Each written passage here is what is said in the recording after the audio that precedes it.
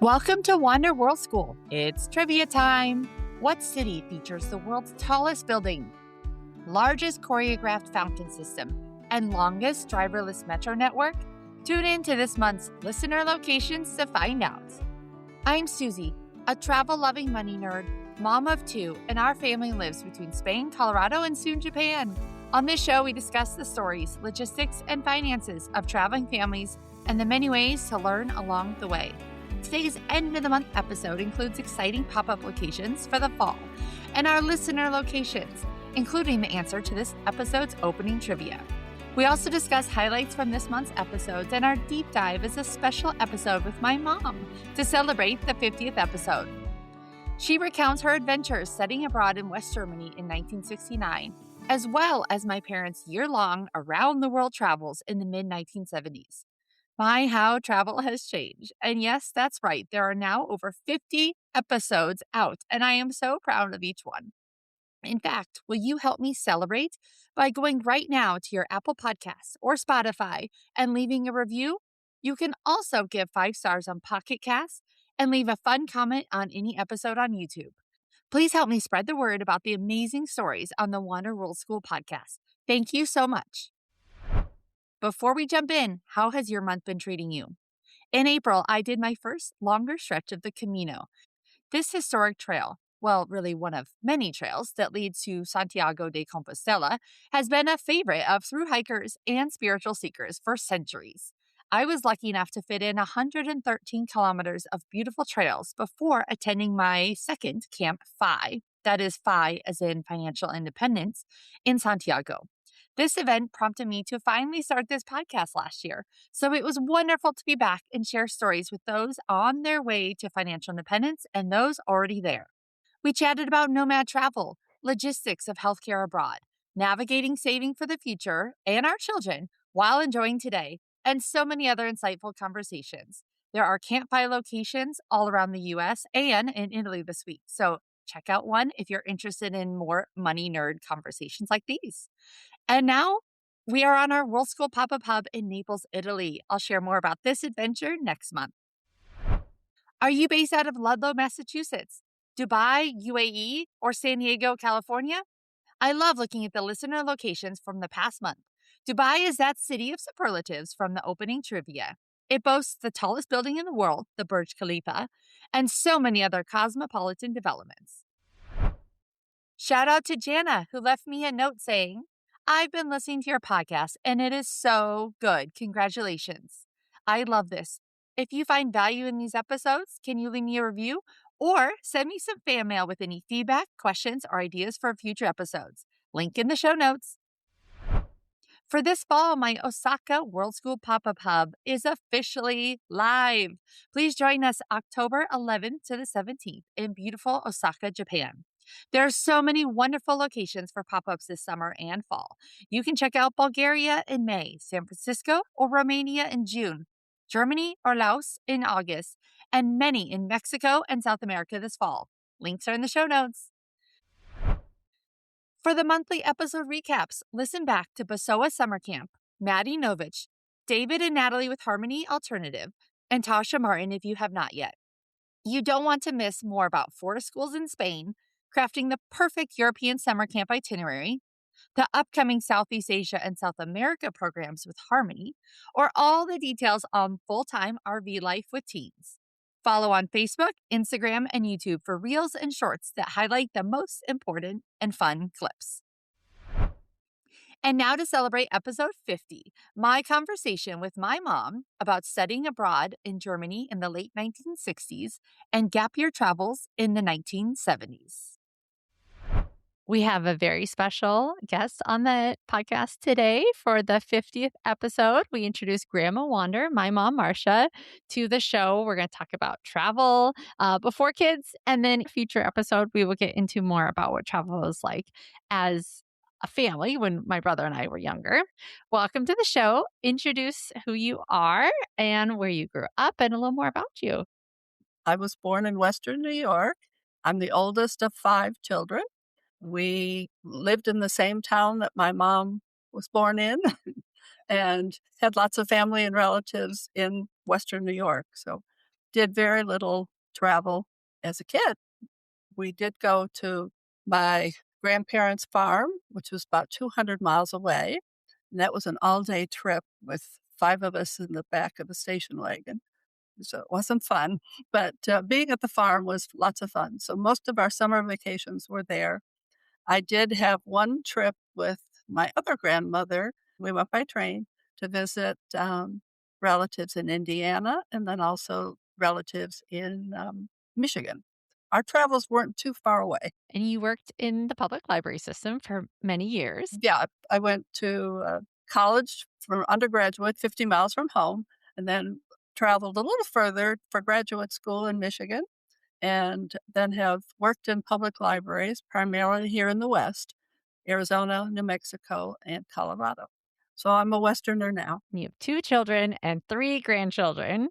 Yeah. I'm doing a series called 30 Days of World Schooling, and I just talked about the benefits of the public library system, how the books there, the activities there can really open your eyes to culture in the world, even if traveling is not accessible right now. Do you feel like books were that ticket to understanding the world a little bit more when you were young? Well, I did go to the public library a lot as a high schooler. Libraries today have wonderful preschool story times and online activities and wonderful programs for all ages, especially teens, which we didn't have back in my day. Absolutely. We love our library system.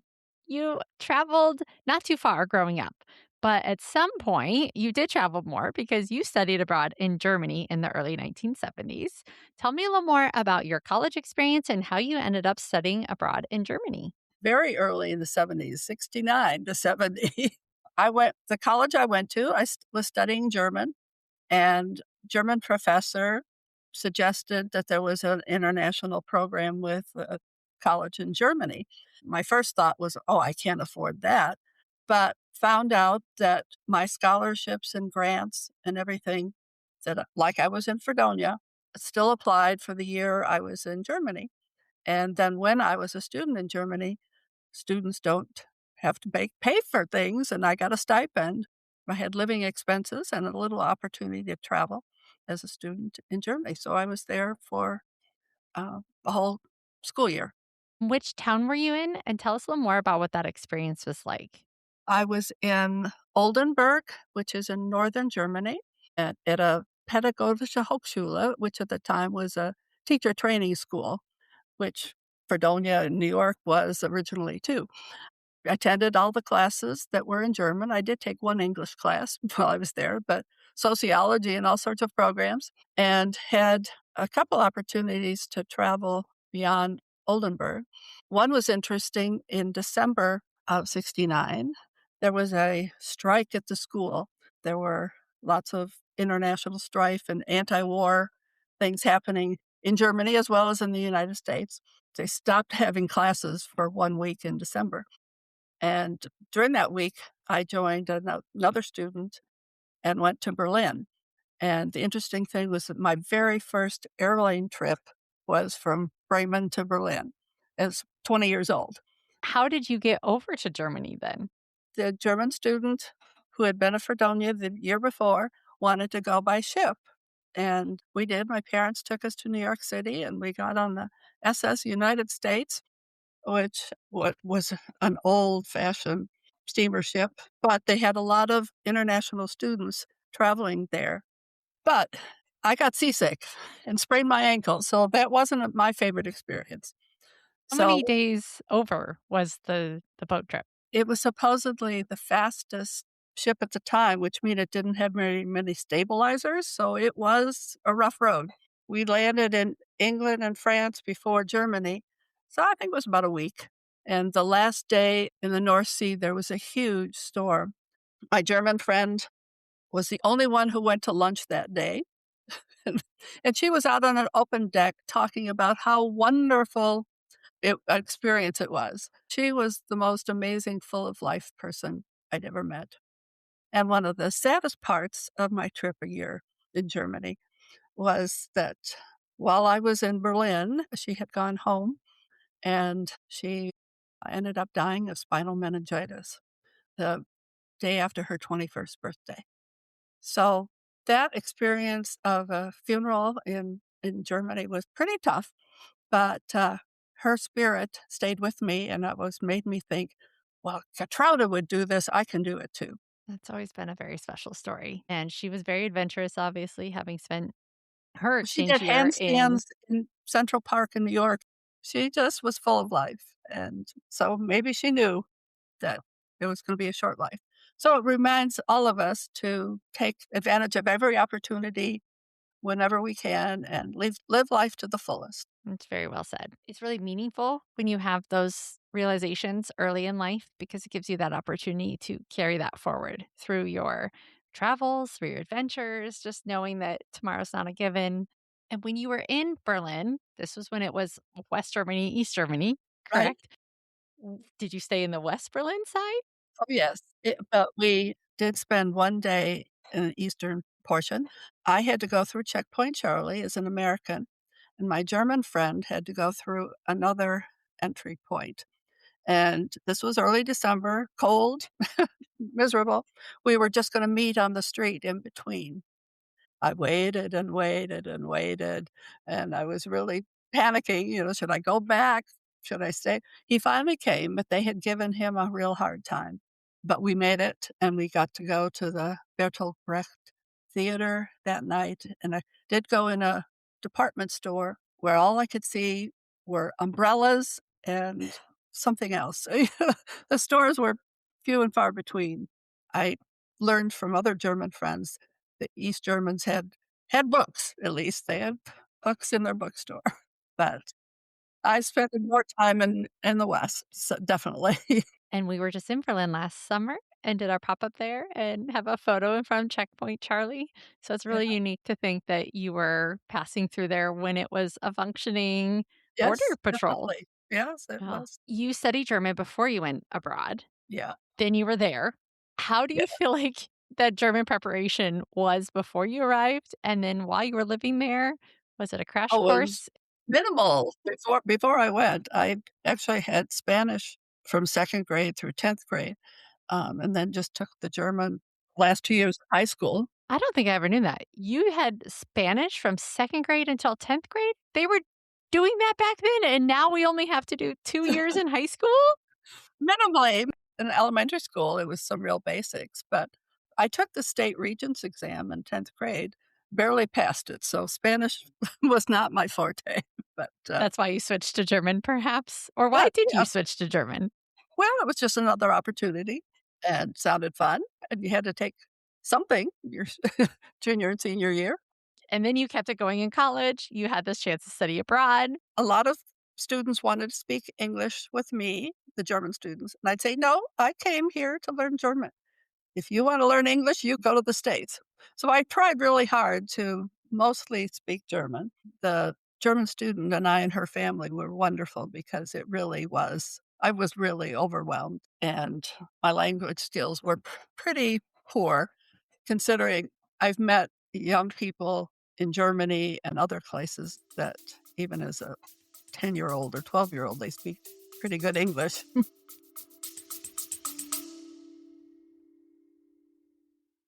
Give your family the ultimate travel tool, the gift of language. Preply's one-on-one native speaking tutors make world schooling more immersive and fun, fitting perfectly into your busy travel schedule.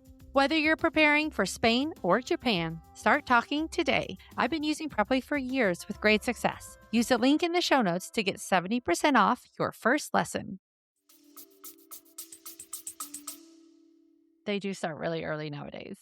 But you had that crash course of living in Germany and you did not have Google Translate. What did you use to learn? Just speaking or just listening? Reading, Books? listening, practicing all the way to the store, what I wanted to say in German. In Northern Germany, most people thought I was British because that had been the British portion of the dividing after the war, but they'd still speak German to me. In Southern Germany, where there's so many American bases, they just answer in English. So I could read and learn and do some things now, but 50 years later, I'm very rusty in German. I can talk to your boys in German. And you've kept in touch with the families that you got to know back then? It's a fascinating story. The day I learned about Gertruda dying, this new student came out and introduced herself to me, and that was Barbara. And she was from southern Germany. And most of the students at that college were from that state, that area. So she was the first one to introduce herself to me. So we became fast friends and have been friends and travel mates ever since. And her son is 6 months younger or older than me? 6 months Similar. older than you. Yeah, older Yes. than you. Similar in age. We've have a picture of us as one-year-olds together. Barbara and you were here in Spain visiting us about 2 years ago. It's been really cool to see that friendship continue for decades. It's really special. Another friendship was with the German professor, mathematics professor, who's brought his family to Fredonia, my college in New York, the summer before I went to Germany. When I got to Oldenburg, of course, he was there too. And actually, when I arrived at the college, the man who was supposed to be coordinating it said, "Oh, we thought you were coming next year." So there wasn't a space for me in this 10-story dormitory that they had. They found me another place. And this mathematics professor and his wife took me there. And there was a window above the bed that was chipped and broken. So the next day they said, "You can't stay there." So they made arrangements for me to stay with some friends on their third floor. They had 3 different rooms for students. So I had my own room that was safe and in a very nice house and nice hosts that entertained me once in a while. It was a fun experience. And the professor, and the Bazudins, we've kept in touch with over the years. Hannah Bazudin is still alive. Her grandchildren are same age as me, and I've kept in touch with them when I lived in Germany and saw them 2 summers ago. They have kids the same age as my kids, so it's been fun to keep that friendship going over the years. Mhm. Um, and then so you got back from studying abroad. Mhm. When did you and dad decide to take a gap year? Well, I graduated from Fredonia and then went to Western Michigan University for my master's degree in library science. And that's where I met John, your dad. He graduated a little before I did, 6 months before I did. And he got a job at Arizona State University. And after a year, I moved to the Phoenix, Arizona area too. So we were there a couple years and got married in 75 and 1975 and started planning a trip probably even before we got married. But he had been in Korea in the army. I had been in Germany as a student, and his brother was a teacher in Western Australia. So those 3 places kind of got us thinking, oh, we could go around the world. John sold his house, and we put some things in storage and got rid of a lot and took off in 1976. We went to Hawaii and Japan and on around. We had a round the world airline ticket with TWA, but we actually never flew on a TWA flight. So it was an open ticket that just based on the miles, we had kind of said, oh, we'd go Japan, Thailand, India. But then as we got closer, we stopped at more places in between. But it didn't add to the cost as long as we kept the miles going west. We couldn't have gone back. We always thought we'd go to Australia, and I think I read more books about Australia than anything else. His brother had gone back by then. We met a lot of Australians, and they said, "Ah, you don't wanna go to Australia. It's a lot cheaper to stay in Thailand, Malaysia, India," that sort of thing. We traveled for 4 or 5 months in Southeast Asia. Burma was the most interesting and unique. And then when we got to to England, we bought bicycles. And so that summer we bicycled primarily in England and France. So we had a variety of kinds of travel. No guidebooks, really. The one book that was an inspiration, probably more than a guidebook, was Paul Thoreau's The Great Railway Bazaar Travel Through Asia. It's published in 1975. while he did most of the Southeast Asia that we're talking about, or that we did, it was very interesting to read his experiences and learn from him. For example, in Burma, you did not want to order this little hors d'oeuvre that they would sell at the train stops that was a fried bird. So, barbecued bird. I don't know. So, mostly bones, I think. But we loved fried bananas in Southeast Asia and really thought about when we got home, we'd open a shop in malls called Going Bananas that would have fried bananas. But then I learned the bananas you get in the United States are totally different than the ones there, and it probably wouldn't have worked. Bummer. You could have But been world famous with your Going Bananas franchise.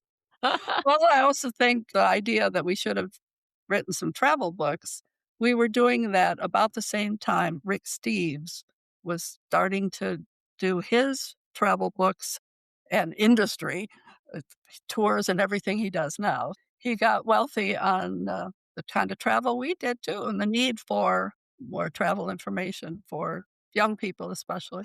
Yeah. Lonely Planet books started in 1973. You could have been the Lonely Planet publisher. Yeah.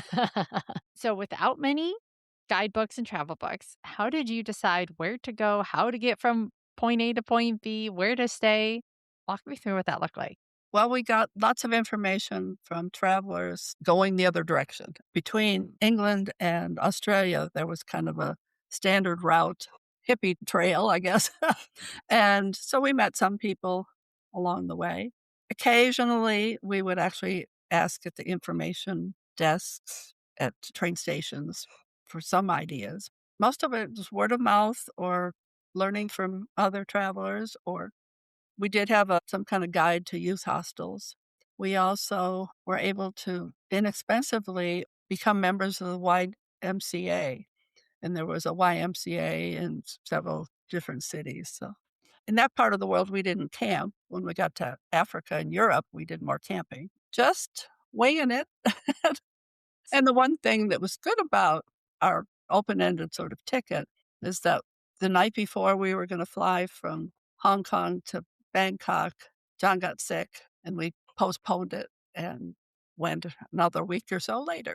We didn't have, well, I guess we had some traveler's checks, and occasionally we could get money through American Express, but it was always a little tricky. And communication home was pretty much non-existent. We went to Singapore right around Christmas, hoping that we would get some mail from our family because they could do a American Express office drop to Singapore. Well, we didn't get anything. And in addition to Christmas, there were 2 Chinese holidays, so we couldn't get hardly anything done. We just muddled along. We tried to stay safe. I think one of the things we learned was to get out early and do activities during the day and not spend so much time out in evening where it could have been not as safe. And we'd spend a lot more money.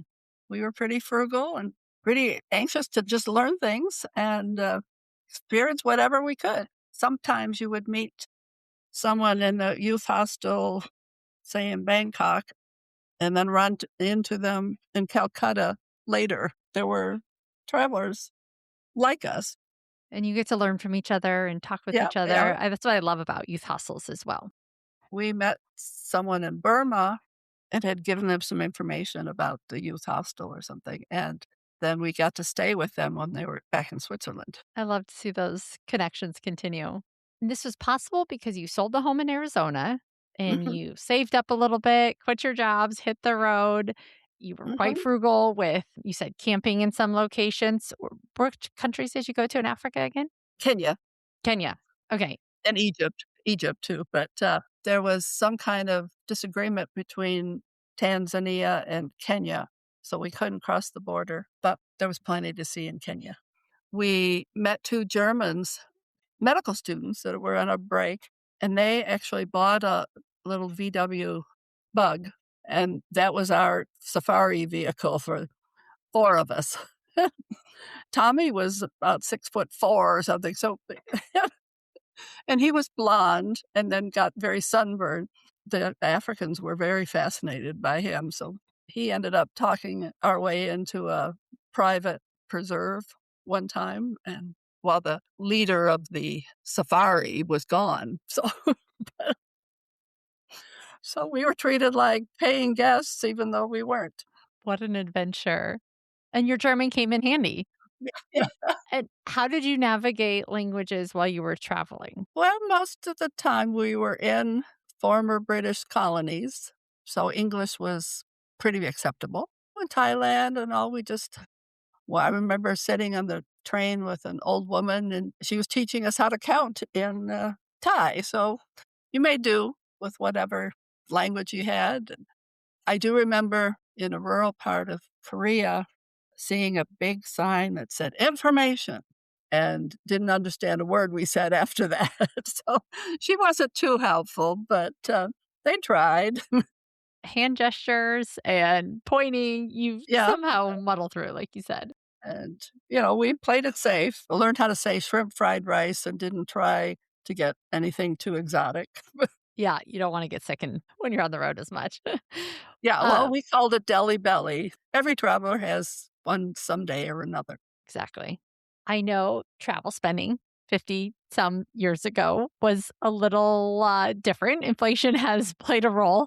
Do you remember any of the costs from your trip or how you figured out what you needed to save for that trip? Tell me a little more about that financial snapshot of that gap year. We had saved a fair amount and didn't know what to expect, I don't think. In Japan, we had a friend that we stayed with, and then in Europe, friends, but we didn't worry about money. We did have a round the world airline ticket. We often felt that if something disastrous happened, we could at least get home. We had that. In Thailand, on the train, we met some people that had bought these cheaper tickets, and we were sort of lamenting that we hadn't done that. And we said goodbye to them and got off the train and read the headline that airline had just gone broke. It just stopped. So, so I think having the safety of a trip was good. We've traveled light, and I still wonder how in the world we went for weeks on our bicycle with just the panniers in the back. But we didn't carry a lot of food. We stopped and had bread and cheese along the way. And you shared that the around the world tickets cost about $2,000 from your I think so at recollection. the time. It sounds like a lot for back then, but it was the biggest portion. But That's approximately $11,000 in today's dollars, but that did get you, like you said, all the way around the world, and you had the flexibility with it. Whereas I do not believe that that same type of airline around the world, open-ended, flexible ticket exists nowadays. It seems like people more piece together certain flights at certain days and times, maybe because flying was less common then. It's yeah, we interesting how we that's would make evolved. a reservation for a certain flight, but we could cancel it or change it somehow. Um, And you made the reservation by going to the airport often or the yeah, offices but in. the offices in the major cities. Okay. That's one of the things. We traveled by air from major city to major city, but we tried to get out of the major city. Things were cheaper, people were friendlier, and they weren't as accustomed to having travelers. So it was always fun to be a little off the beaten path. And if Well, we're at things were different, we spent some a couple days in Phuket, Thailand, in a sort of a grass shack kind of thing. They had food and everything there. And then that I learned later, when there was the big tsunami in Phuket, how developed that was today. It was always interesting to meet different people and see different yeah. things. And back to the airline, like I said, the ticket was purchased through TWA, but each segment we could pick whatever airline. So we did the Thai airline or the Japan airline, or uh, I won't say it was good to pick Egypt Air. That was one of the problems. But most of the time, it was interesting to be maybe the only Americans on the flight. Yeah, absolutely. There's part of me that would love to go back to that era of travel to experience it. I do recall a little bit when I went to New Zealand and Australia when I was, like in high school, and I had to find an internet cafe to send you an email that I had arrived, and I had traveler's checks. I remember that from one of our early trips too. Nowadays, with credit cards and just the access, I don't even need my credit card. I just use the credit card on my phone. But technology has made travel easier in many ways, and it has allowed us to connect with places that maybe were inaccessible before and more people to travel. But at the same time, it has certainly changed things, and social media has changed things a lot. So I've appreciated hearing your stories over the years of what it was like. And I think my takeaway from this and from hearing you talk about it over the years is you had years of, I call them memory dividends from this trip, where the photos continued, the stories continued. It's an important part of your relationship. And here you are, retired. You had a successful career when you got back. You raised family. Taking a year or so off did not completely derail your future. What do you have to say if someone's in that spot of, should I take this time off either before kids or when I have kids? We'll talk about that in the future with family travel. What advice would you have for someone that is wondering, should I take this trip? Well, just go for it. I mean, it's good to plan and try to organize yourself and all. And it's probably much easier now to make reservations or whatever you need, or to go to one of these hubs you're talking about. So it is very different. I have to say that only in Asia, I think only one time did I see people that, like in the youth hostel, that had children. So it was certainly not as common for families to travel. I think just do the best you can. Realize there are going to be some bad things happen. Hopefully, not too bad, and realize that some of those make great stories to laugh about in the future. Absolutely. This has been wonderful. Is there anything else you would like to add? Well, I think you had asked about costs, and while they're totally not comparable at all, I figured we probably spent about the same amount of money we would have spent at home. So you don't have to go into great debt to do some travel. I know there's much more expensive ways to do it in much luxurious ways, but we were young and willing to put up with whatever, and You were we were willing to stick 4 people in a VW Bug in a Kenyan safari or bike across England and France to have the adventure at yeah, a lower price point. right. We did buy our bikes in England, so And and you still have them. more or less.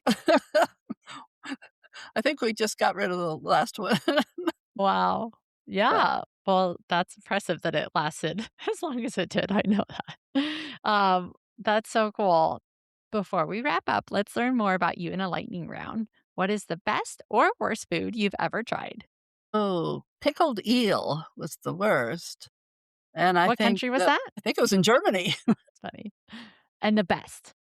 I think the apples and berry pies that my grandmother's made, so can't top that. Absolutely. That sounds delicious. I miss grandma's pies.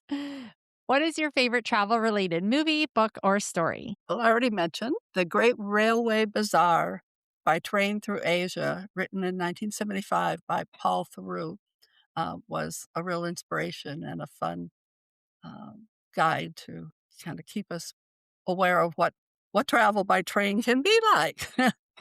I like lots of other travel narratives, not guidebooks so much, to hear people's real stories about life as a traveler. And there's some wonderful authors. What about if you could teleport to one place right now, where would it be? Well, I guess it would have to be to your apartment there in Sevilla. I would like to do that. I did go there once, but it was a long trip. So the teleporting would be a wonderful advancement. I wish we could do that. That would be lovely. If we could teleport, I would. It would definitely cut out my least favorite part of travel is those Well, travel days talking to you sometimes. and seeing you is kind of fun too. Yes, you did not have this luxury when you were on your gap year to see your parents for a whole year, and here we can just text all day long if we want to. It's pretty impressive. If people want to connect with you more, how can they get hold of you? Well, I have an email account, I'll put your email in and the I show notes. try to share some stories with anybody, but it was a different world to travel in. I think it's really special that you were able to travel so much at a point where it wasn't as common, and that has led to our family travels growing up, and then I would say that has also led to my interest in traveling now as an adult with my family, and we'll touch on that more in a future episode so that we can really deep dive into some of the amazing ways that we were able to travel affordably and slow as a family when I was growing up. Thank you so much, Mom. Appreciate it. Well, thank you. Good luck with your future podcasts and travel advice to other people. So I'm learning a lot.